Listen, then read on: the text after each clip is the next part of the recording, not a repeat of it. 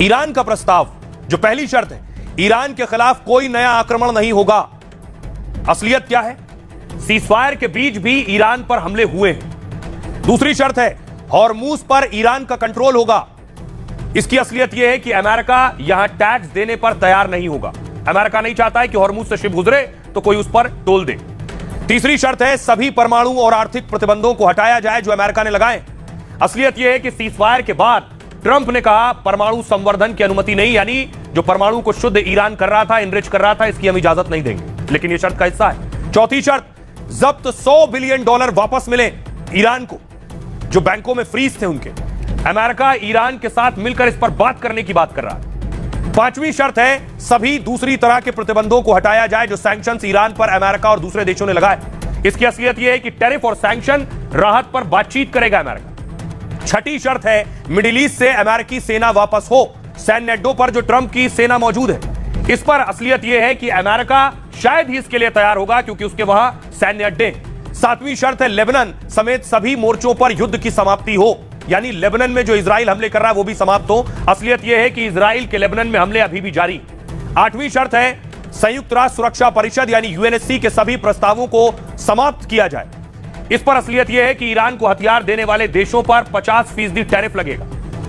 नवा प्रस्ताव यह है, बोर्ड ऑफ गवर्नर्स के सभी प्रस्तावों को समाप्त करना है, यानी अमेरिका ने ऐसा भरोसा नहीं दिया अब तक इस शर्त पर। और आखिरी और 10वीं शर्त है, ईरान को हर जाने का भुगतान हो, जो भी जंग में नुकसान हुआ है वो पैसा ईरान को दिया जाए। इसकी असलियत यह है, ट्रंप कह रहे हैं जंग से हमें खुद भारी नुकसान हुआ है।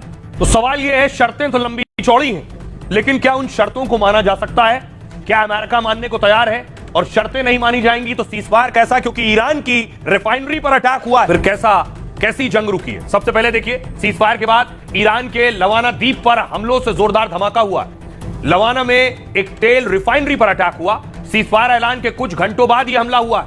एक साथ कई हमलों से रिफाइनरी में आग लग गई है। फारस की खाड़ी में यह ईरान का अहम तेल केंद्र है। सीजफायर ऐलान के बाद हमले से हालात और बिगड़ सकते हैं। अपने ऑयल सेंटर पर हमले से ईरान भड़क सकता है। IRGC ने साफ कहा है, हमारा हाथ ट्रिगर पर है, हम दुश्मन के हर हमले का मुंहतोड़ जवाब दे सकते हैं। दूसरी तरफ देखिए, कुवैत पर अटैक हो गया। सीजफायर के बाद ड्रोन अटैक हो गया कुवैत पर।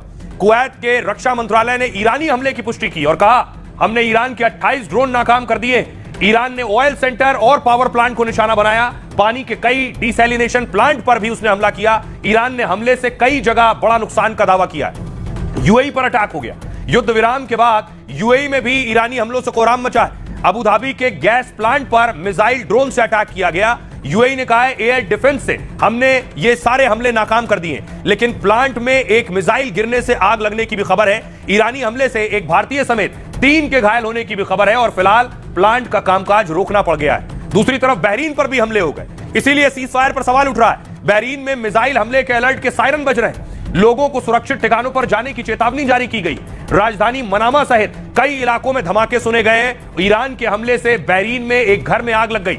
ईरान के ताजा हमले से लोगों के घायल होने की भी खबर है। सऊदी अरब की ईस्ट वेस्ट पाइपलाइन पर अटैक हो गया। 1200 किलोमीटर लंबी पाइपलाइन हॉर्मूज का एक विकल्प है। ईरान ने सऊदी पर कई ड्रोन और मिसाइल अटैक किए। सऊदी ने 5 मिसाइलों को बीच में ही मार गिराया है। तो सवाल यह है कि यह सीजफायर कितने दिन चलेगा? हुआ 14 दिन है और चला 4 घंटे भी नहीं। सुनिए जरा क्या कुछ कह रहे हैं पूर्व राजनयिक दीपक बोरा साहब। डोनाल्ड ट्रंप बहुत मर्क्यूरियल आदमी है, अपना इरादा बदलते रहते हैं, फैसले बदलते रहते हैं। जब एक तरफ से कह रहे थे कि मैं उनकी सभ्यता को मिटा दूंगा एक्सेट्रा, दूसरी तरफ फिर उसने एकदम से समझौता कर लिया, एक ऑफर कर दिया कि भाई 2 हफ्ते के लिए सीज फायर होगा। तो ये उन्होंने कुछ किया है जो काफी अनएक्सपेक्टेड है।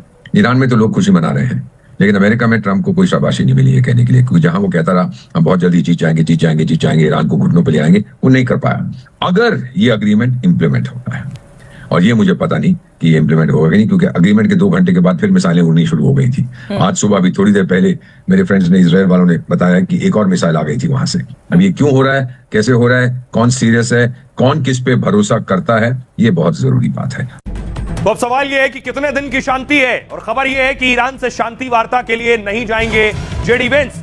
अमेरिकी उपराष्ट्रपति शांति वार्ता के लिए नहीं जाएंगे। पाकिस्तान में ईरान के साथ होनी है ये शांति वार्ता। न्यूयॉर्क पोस्ट से बोले राष्ट्रपति ट्रंप, सुरक्षा कारणों से नहीं जा सकते जेडी वेंस।